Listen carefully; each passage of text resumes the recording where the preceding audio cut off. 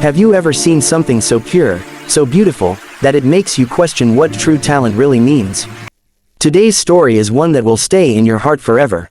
It's about a little boy from Manila, just 4 years old, who stepped onto the grand stage of Ireland's Got Talent and made the entire world stop. No one expected what happened next, not even Simon Cowell himself. This is the story of the youngest piano prodigy who melted hearts, brought tears to the eyes of judges, and reminded the world that age is no barrier when it comes to true passion. Before we begin, make sure to subscribe for more inspiring and emotional performances that will make you believe in miracles again. Now, let's get into it.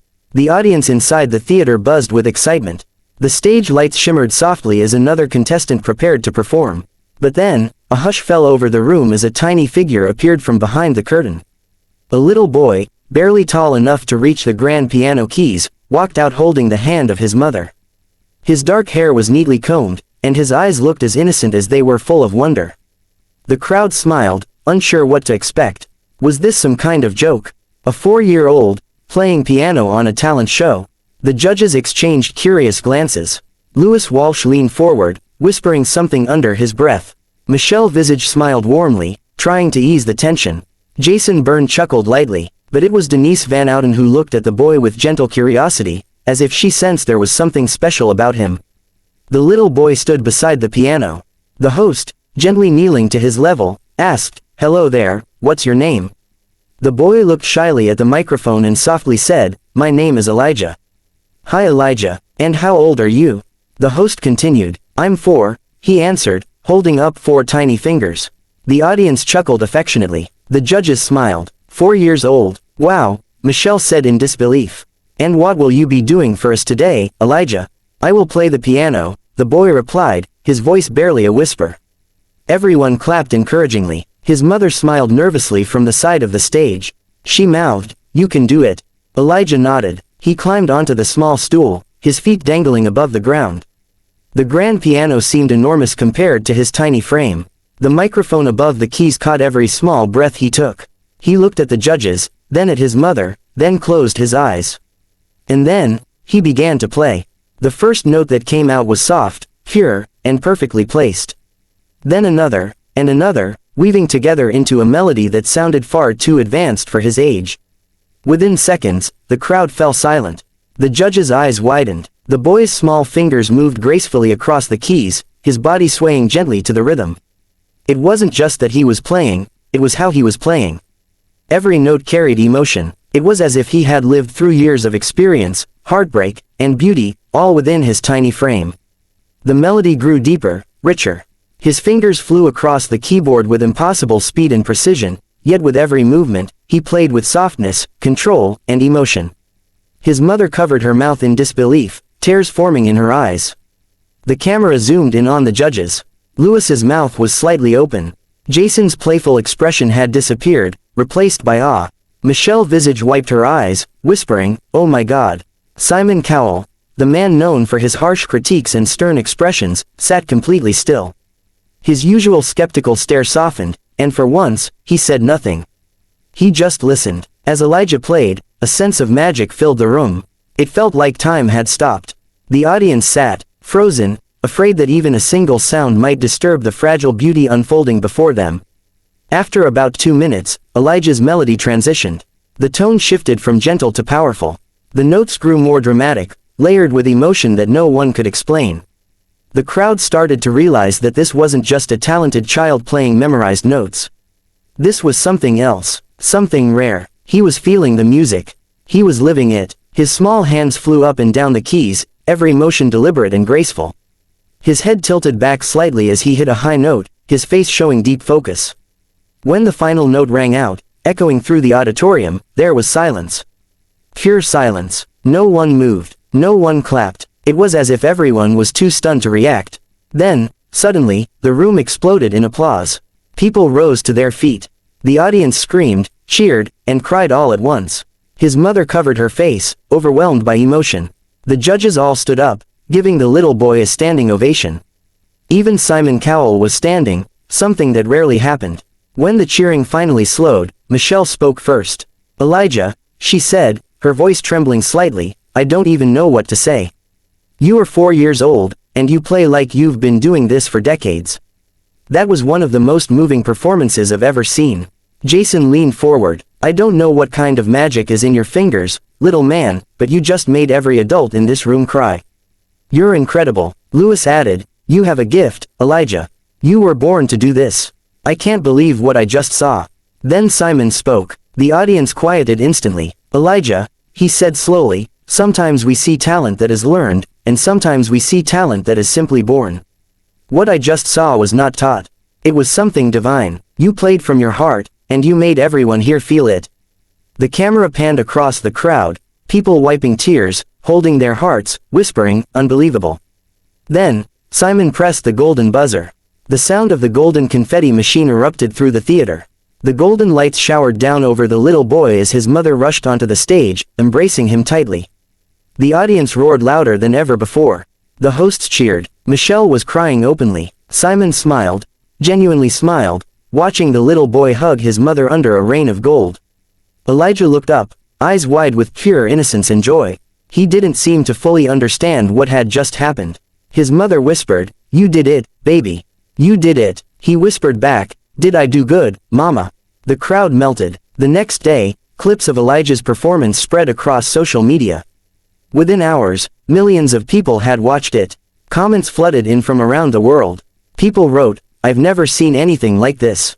Others said, this child is a gift from God. Some even admitted, I don't know why, but I cried watching this. News outlets began to call him, the little Mozart of Manila.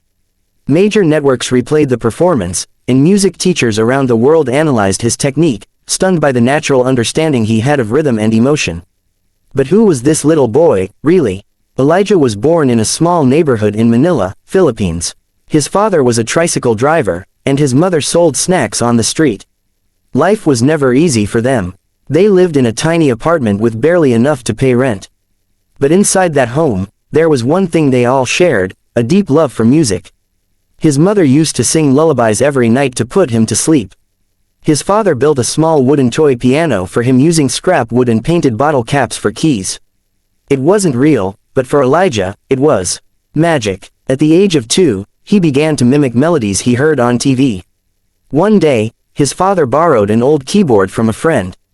The keys were worn, some didn't even work properly, but Elijah didn't care. He sat in front of it for hours, pressing each note carefully. When his mother came into the room, she froze. Elijah was playing the melody of her lullaby, perfectly. No one had taught him. He just listened, remembered, and played it. From that day, they realized their son had something special. But they couldn't afford lessons. So Elijah's mother would take him to the local church, where he could practice on the old upright piano after the choir rehearsals. The choir director noticed his gift and offered to teach him for free. Elijah quickly learned to read basic notes, but he didn't rely on them. He could hear a song once and instantly reproduce it. When Ireland's Got Talent announced they were accepting international auditions for a special edition, Elijah's mother sent a video of him playing. She never thought they'd get a reply. But 3 weeks later, she received an email, congratulations.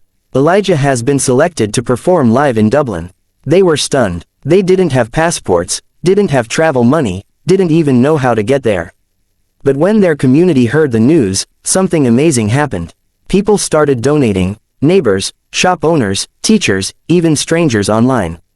They raised enough money for the flight and a small hotel room in Dublin. For Elijah's parents, this wasn't just a competition. It was a miracle, a chance for their son to be seen, to be heard, to show the world the power of raw, natural talent. When they arrived in Ireland, everything felt surreal. Elijah had never been on a plane before. He stared out the window the entire flight, fascinated by the clouds. In Dublin, he saw snow for the first time. He tried to catch snowflakes on his tongue, laughing with his mother. Those moments were pure, innocent, and beautiful, just like his music. Backstage before his performance, he wasn't nervous. In fact, he was humming quietly, playing an invisible piano in the air with his fingers. His mother was the one shaking. She told him, no matter what happens, I'm proud of you. He just smiled and said, don't worry, Mama. I'll play for you. And that's exactly what he did. The performance that night changed everything. By the next morning, major newspapers called it the most emotional audition in Got Talent history. The video hit 10 million views within 24 hours. Celebrities reposted it, music icons praised it, and even world-renowned pianists commented that his sense of timing and emotion were beyond comprehension for his age. When Elijah and his family returned to their small neighborhood in Manila, they were greeted with flowers, banners, and cheers. The local church held a celebration in his honor. The same choir that once let him practice after rehearsals now sang for him. He sat at the old church piano and played for everyone, smiling from ear to ear. Opportunities began to pour in. International music foundations offered to sponsor his education. A prestigious music school in Ireland even invited him for a scholarship once he was old enough. But Elijah's parents made one thing clear. They wanted him to remain grounded, to live like a normal child, to play because he loved it, not because of fame. Months later, he returned to the Ireland's Got Talent stage for the semifinals. The crowd erupted in cheers when they saw him again. This time, he performed an original piece, something he composed himself. It began softly, like a lullaby, and slowly built into a masterpiece of pure emotion. By the end, every judge was in tears again. Michelle said, "You are not just a prodigy, you are a messenger of beauty." In the finals, Elijah performed alongside a live orchestra. The conductor admitted that it was the first time he had taken tempo cues from a 4-year-old. The performance was breathtaking, the kind that leaves an entire stadium breathless. Even though he didn't win first place, the impact he made was far greater than any trophy. After the show, Simon Cowell personally met Elijah backstage. He knelt down to the boy's level and said, "Never stop playing. The world needs your music." Elijah nodded and smiled. "I won't stop," he said softly. Years later, that moment would become one of the most replayed clips in Got Talent history. It would inspire millions of children to follow their dreams, regardless of where they came from or how old they were. Elijah became a symbol of hope, proof that greatness can come from the humblest places. Back in Manila, his life slowly returned to normal. He went to kindergarten, played with toys, and helped his mother bake cookies. But every night, before going to bed, he would sit at the small keyboard by his window and play softly. Sometimes, the neighbors would gather outside just to listen. It became a nightly ritual, the little prodigy of Manila filling the night with music. As years passed, his story continued to inspire countless people online. Teachers used his videos to show their students what passion looks like. Parents shared his clips to remind their children that miracles can happen when you believe. And through it all, Elijah remained humble. In one interview, when asked what music means to him, he said, "Music is how I say thank you to God." That simple sentence captured everything. Because in his tiny heart, he understood something most adults forget, that talent is a gift, and sharing it with love is the greatest purpose of all. His journey from a small wooden piano in Manila to the glittering stage of Ireland's Got Talent wasn't just about music. It was about hope. It was about faith. It was about a family who believed, a community that supported, and a child who showed the world what happens when innocence meets genius. In the end, Elijah's story wasn't just about a 4-year-old boy who could play piano better than most adults. It was about a child who reminded us that beauty can come from anywhere, from a quiet corner in Manila, from a humble heart, from a dream that seemed impossible. Because sometimes, the most extraordinary things come from the smallest hands. And as the world continues to watch that golden moment over and over again, the moment when a tiny boy from Manila brought a theater to tears and made Simon Cowell press the golden buzzer, we're reminded that true talent doesn't just move fingers, it moves hearts. So, if you ever doubt yourself, if you ever feel like you're too small to make a difference, remember Elijah. Remember that 4-year-old child who sat at a piano bigger than him and made the world listen. Remember that miracles don't always come with age or experience. Sometimes, they come in the form of a little boy, playing a piano, with tears in everyone's eyes. That night, under the shower of golden confetti, the little prodigy from Manila proved that music has no borders, no language, and no limits, only the power to touch souls. And that is what made the judges cry.